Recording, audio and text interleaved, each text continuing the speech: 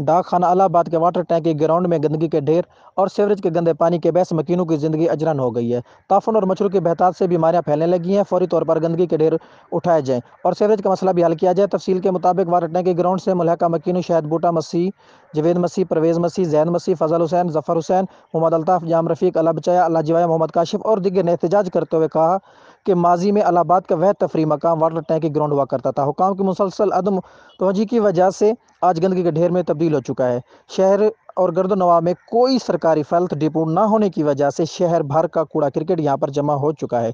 गंदगी और कूड़ा क्रिकेट के ढेर लग चुके हैं, जिसकी वजह से इन्हें शदीद मुश्किलात का सामना है। उन्होंने मजीद कहा कि वाटर टैंक की ग्राउंड के तमाम मैदानों में सीवरेज का गंदा पानी जमा है, जिस पर मच्छरों की बहतात हो चुकी है। कूड़ा क्रिकेट के ढेर और मच्छरों की बहतात की वजह से इन्हें शदीद मुश्किलात का सामना है। ताफून की वजह से घरों में रहना मुश्किल हो चुका है, जबकि जहरीले मच्छरों की वजह से लोग मुख्तलिफ बीमारियों का शिकार हो रहे हैं। इस मौके पर उन्होंने AC लियाकतपुर और चीफ ऑफिसर लियाकतपुर से मुतालबा किया है कि म्यूनसिपल कमेटी से खसूसी टीम और मशीनरी भेजकर कूड़ा क्रिकेट के ढेर ख़त्म कराए जाएं और सीवरेज का मसला भी हल किया जाए, ताकि हम लोग सुकून की सांस ले सकें। ENN न्यूज़ रिपोर्टर जाम बख्त अली, तहसील लियाकतपुर।